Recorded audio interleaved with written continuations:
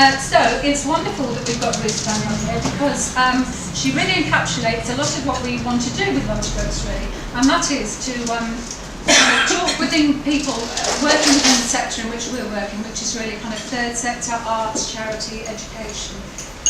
And Ruth is really somebody who has challenged a lot of ways of working and created new models and done a lot of groundbreaking things with social media and music. And she's not only done it in Salford, but in Paulo. So she's gone global, and that's largely through social media, and we'll talk to her about that. So as I say, Lunchworks is really about, it kind of grew out of us coming here, Reason Digital and Dovetail, having these wonderful offices that we wanted to make use of. And also, we started doing this really when the recession was just kind of kicking in, and working in this sector that's really been very hard hit by a lot of the cuts. It's really about challenging accepted norms and finding new and creative responses to the very difficult circumstances that a lot of us find ourselves in. To this end, we want to open up debates and start thinking about new ways of working with fascinating people who've done groundbreaking work. Here is Ruth. So we're delighted that Ruth is stopping off on her global travels to come to us in the Northern Quarter today. Now Ruth has done so many things that I can't say more, not even if I had like 6 hours, so I'm going to just say three. Ruth started off developing her own record label, flying in the face of political correctness. It is called Fat Northerner Records. She then went on to develop Unconvention, which is a music, a sort of social media platform that's global, and I'm not going to say this right, so I'm going to talk to Ruth about it, but through that developing social change and social action throughout the world. And Ruth is also working for world peace, which is brilliant, but on a research project with Manchester University, and that's called, it's about putting theatre in place of war, which I think we can all agree with. Brilliant. So, in this many and varied career that Ruth has got, I'd like to start off, but we're going to have questions later, so I know there's going to be millions. Could you tell us a bit about the record label, Fat Northerner Records? Yeah, okay, so I started Fat Northerner Records. Basically, I was a musician. My dad, who's in the audience, bought me an electric guitar when I was 10 years old. And so I started out as a musician and started playing in many bands, being based in Manchester. And so played in bands, played around the country, and really kind of got involved in the music infrastructure nationally. But I became kind of really disillusioned with the music industry because for two reasons. The first one is because everything seemed to happen in London. So if you wanted to go and at this time, you know, get signed, you had to go down to London and play a showcase in London. So we were forever kind of taking busloads of people from Manchester down to London to do gigs and so on. And also, you know, the whole A&R thing, the whole way that the record industry was working was kind of, you know, it was kind of quite frustrating in the way that bands were being signed and so on. So because of this, we decided to do something about it. So myself and a collective of other musicians and bands started a record label called Fat Northerner. And the reason it was called Fat Northerner is because, you know, we were proud of being based in Manchester. Our whole thing was about being here and about working with bands from the Northwest. And, you know, having, you know, enabling bands not to have to go to London to get signed, but to be able to stay in Manchester and kind of work with us. So for kind of the next 7 years that I was involved in the label, we worked with about 60 bands. And we did things, we were one of the first record labels to kind of really work with digital. So we did lots and lots of digital releases. And all of this happened, I guess, at a time when the music industry was going through a really big transformation. And digital was really impacting upon the way music was being produced and consumed, and so we kind of were able to kind of shift and evolve being a small record label, but the thing I think I'm most proud of with the label is that we really did, you know, work with lots and lots of emerging talent. For us it was about working with bands that we liked and we believed in, and kind of, you know, helping those bands get a bigger platform. So we took lots of bands out to international showcases like South by Southwest in Austin, Texas, so lots of showcases around the world. We released lots of beautiful vinyl. So we didn't just stick with digital and making lots of CDs. We produced lots of really, really beautifully packaged music. So for us, it was about music as art. It was about helping bands get a bigger platform, helping develop emerging talent. We did all of this on very small budgets, but for us it was just one of those things that was really important, and it was about taking the focus away from London. And of course all of that's completely transformed now, because the changes in the music industry have just been so significant. So I don't think it matters where you're based anymore if you are a record label, and what is a record label now. But so for me, things have evolved on, and I work with lots of bands in lots of different capacities, but my thinking about what a record label means has changed. So I no longer work with the record label, although it still exists, because I think that releasing music has become a very different thing. I think the idea of releasing music and selling music doesn't mean as much anymore as it used to. So I think the whole infrastructure has gone through really significant changes. So I think interesting for people here is particularly that you've taken two big negatives. One, you're based in Manchester and everything's going down in London. But also, I think the advent of digital, and that's impacted on lots of people's work, but particularly in the music business. But you've also changed that to a positive. And as you say, you've evolved to a place where a record label is no longer relevant. I mean, what kind of messages do you draw from that? The fact that you've worked in a potentially very negative environment with a negative commodity and transformed it, really. I think with everything that I do, I think the bigger the challenge, the more worthwhile it is to do it. And that goes through everything. And I think I always have this thing in my mind. I always have 3 things that I really want to do. And at the moment I have 3 things that I really want to do that are basically impossible. So I think for me, I really enjoy, because as soon as you do make things happen, and it takes loads of time, and it takes loads of you have loads of negative responses to the stuff that you're doing. You just have to push through. But for me, at the moment, I really want to organise an event in Palestine, and that's really important to me. And I've been trying to do it for ages, and it's really hard. And then every so often you'll meet somebody who, okay, this might be possible now, this might be possible, and then it's not. And you just have to keep going. And then, at some point we will do an event in Palestine, and it will be amazing. And at that moment, when you stand at the back of the room and you go, oh, we made this happen, that's the real thrill for me. So nothing is impossible, and it is really just about finding a way. And for me, if I was just doing something that was really straightforward and easy, I wouldn't get anything out of that at all. So the more challenging and the more difficult it is, the better. So moving on from that then is unconvention, which I think is quite difficult for somebody like me, really, to get up my head around, basically. So could you say what it is? Just explain unconvention for us, please.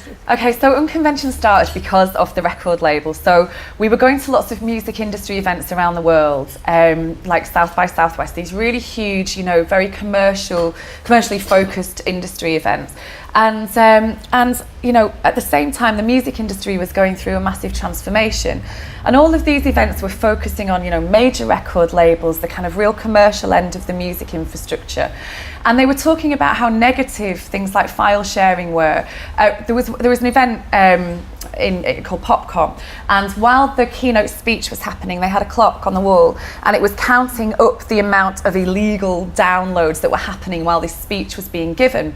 And coming from a grassroots or independent perspective, we were sort of seeing this and thinking, well, this is actually really good for us, because for the first time we can share music without having to produce 2, 3, 4,000 CDs and spending lots of money. For artists can now connect directly with their fan bases and talk to their fan bases and own that relationship. They don't have to go through all these third parties to do that. So actually this is really empowering for people at the grassroots. This is quite brilliant.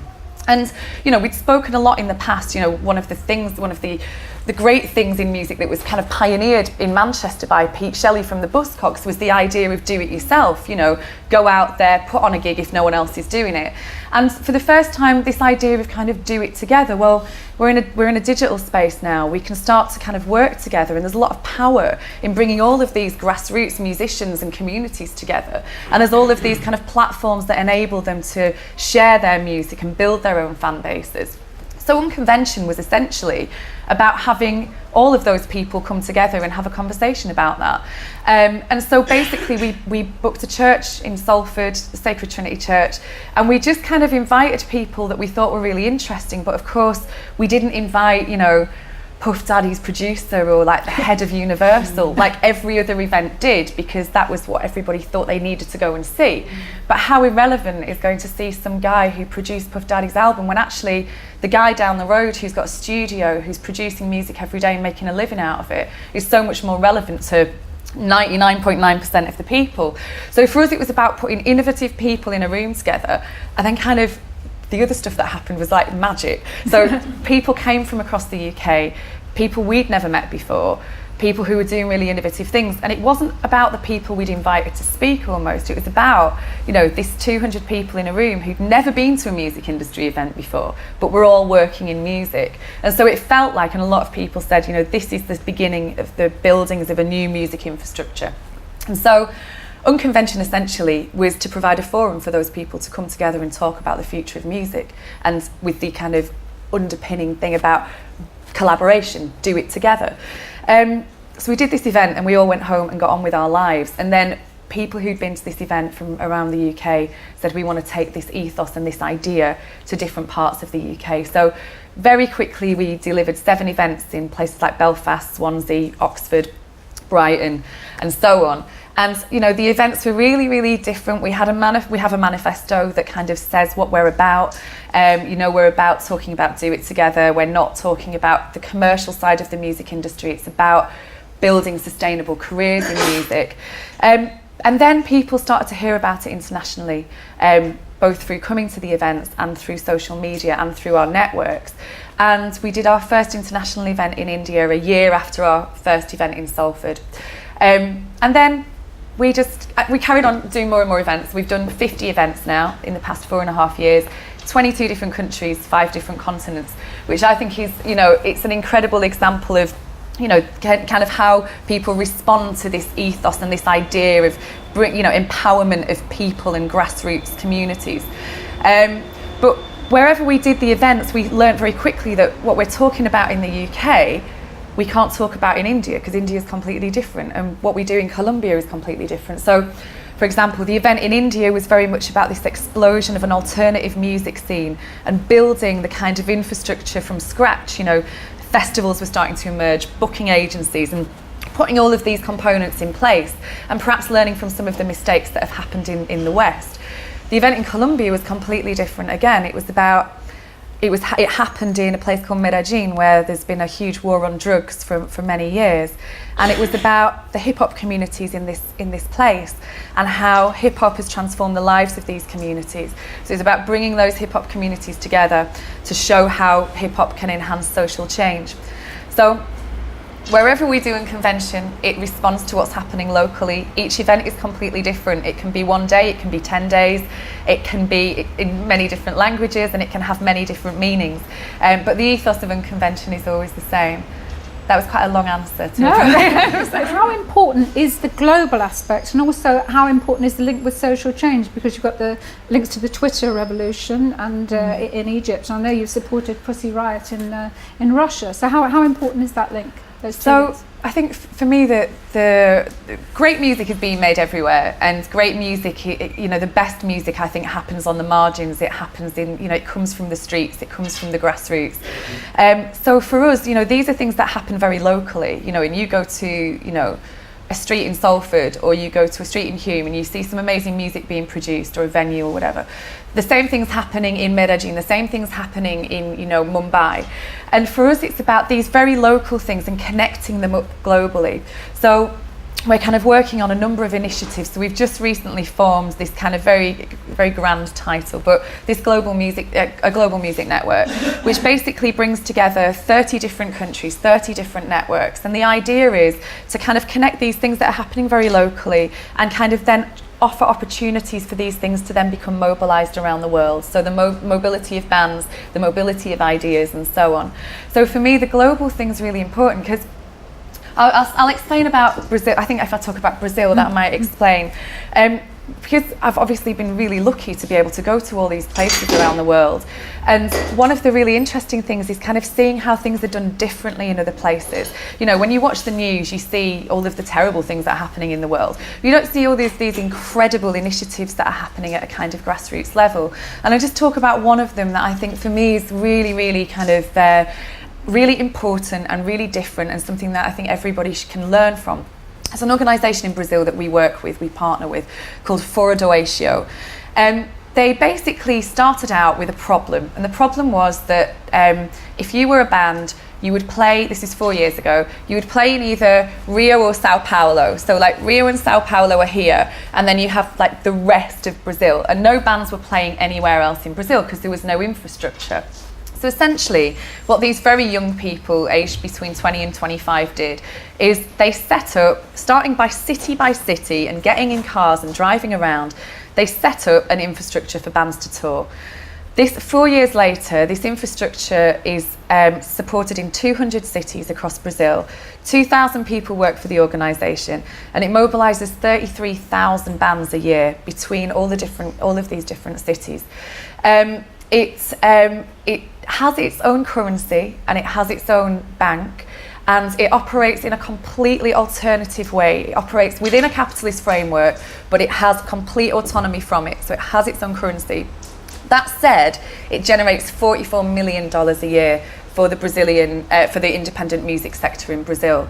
So for me, and it's based on a really simple model, the way that it's a kind of exchange of services and an exchange of currency, but it's really, really innovative. And I think there's a lot to be learned from looking at these kind of different models around the world and then bringing them back to places like the UK, where, you know, maybe we think that in the UK we're more progressive than anywhere else, but we're really not. And I think there's a kind of case in the UK that young people are really apathetic. I mean, I see this in my own friends. I come back from Colombia, where everybody's like so politicized it's unreal, or Venezuela, where on the recent elections, on my Facebook feed, when you vote, you get a purple stamp on your finger, and everybody has their face and their purple stamp, and they're proud because they voted. Whereas here, I talk to my friends about politics, and people just don't seem interested. So for me, I think there's so much to be learned from looking at these alternative ways of doing things. And what's really interesting about Fora do Eixo is the way in which they influence politics from the grassroots, because there are so many people who work for the organisation, and because in the work that they do, they reach 8 million people a year. The politicians are coming to them and saying, right, okay, can you help us? The mayor of Sao Paulo was due to be voted in, and they phoned this organisation and said, who should we put forward?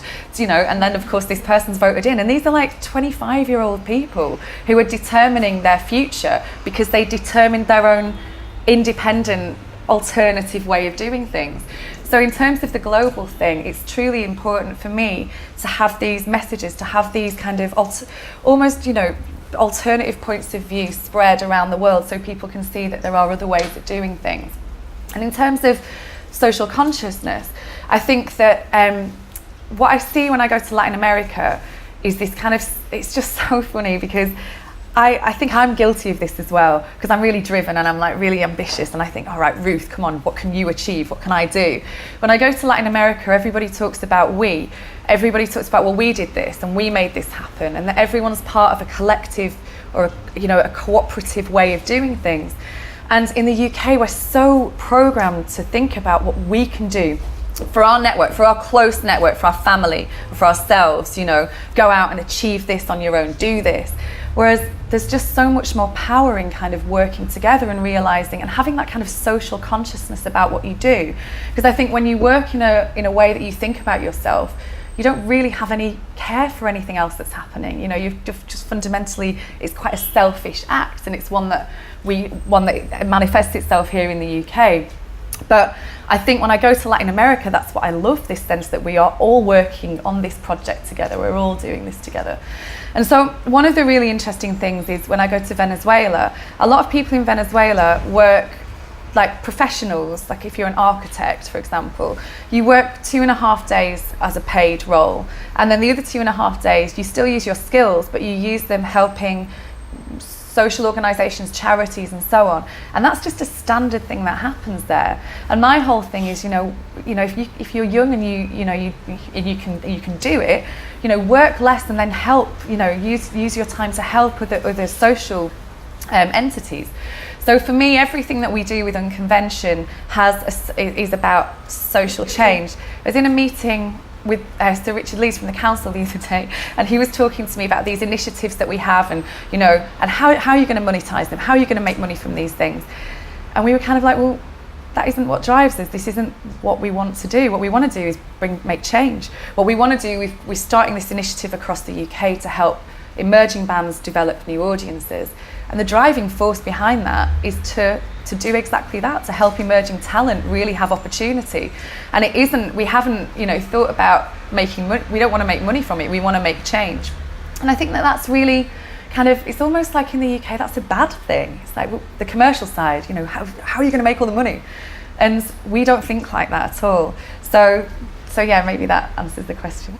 I think what's interesting is psychologically how you've done this through your mental perspective, because I think a lot of us, me certainly, you come up against barriers, and that can, you've had a very positive response, but you may get over some barriers, but some barriers seem to be insurmountable. But also you seem to have kind of got out of any compartmentalized thinking. So when you were talking about people in the music business, you're saying, well, they need to be entrepreneurs and they blog and they jump on your sofa and you're sitting up and all that. So they're doing like completely different things. They're not just going on a stage and playing guitar. But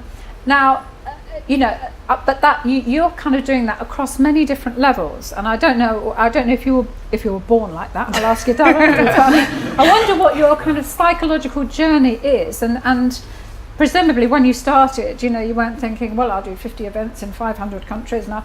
So your vision has expanded, and it's just fascinating, really, how, once when you come up against something, you just go, well, right, let's do it this way. And sorry, this is a very long question now, but I was just thinking, there's something within you, like you can let go as well, because it's like, all these people, how do we know they're going to do it right? You don't seem to have a control issue with sending it out there and trusting that it's going to happen. I think I'll tell you a story of something that happened recently. I think I'm constantly challenged. I've got no fear about going anywhere or doing anything. And I think that's something, I don't know why.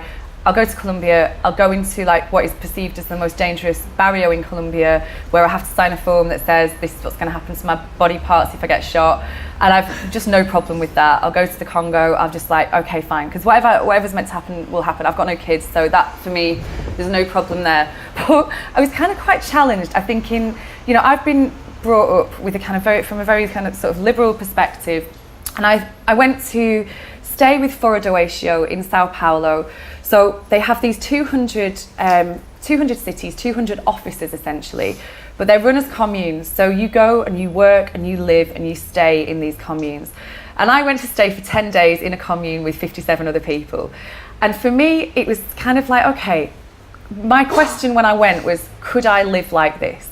I have a house in Levenshulme with a cat and a housemate and a TV and my stuff and my blanket, and it's like, okay, so can I live with 57 other people for 10 days? And I realised very quickly that it really challenged me, because I really like my own personal space. But actually, it made me realise you don't need anything. All I need to be able to do what I do is my laptop and my phone, and that is it. And actually, all of those things about privacy, well, you can go and find privacy when you need to, but there's something also about communal living and eating together and hanging out together, and just just the stuff that happens within that situation that's actually really nice. And it was a challenge for me, And I was really not sure whether I'd be able to do it. And I think, you know, for me, that was something that challenged me and pushed me, but actually then made me change my mentality again, to the point where I've sort of thought about using my house in Levenshulme as essentially a Casa Fora d'Ocio in the UK. So to have that as a kind of open place, I'm not quite there yet, but I know I'm thinking about it. And so I think for me, you know, I just think that I was speaking to a journalist the other day, and she just said, you know, I would never be able to do the things that you do. You're in the Congo and people have got guns and you go to the... But for me, it's just like amazing. It's like you see a part of the world that you would never get to see. And I just feel completely privileged. And it's almost like I'm never going to be able to go on a holiday again, because if I'm not somewhere where people have got guns and there's kind of like it's quite edgy, then I almost like don't feel comfortable. And I've seen some of the most... Do you feel at home here, Ruth? This is a bit weird, I'll be honest. No, I feel like you know, some of the most privileged moments, you know, being under the stars in Caracas in a car park, hanging out with gangs who would having hip hop battles, you know, in a car park under the stars, and you just kind of go, you know, this is amazing.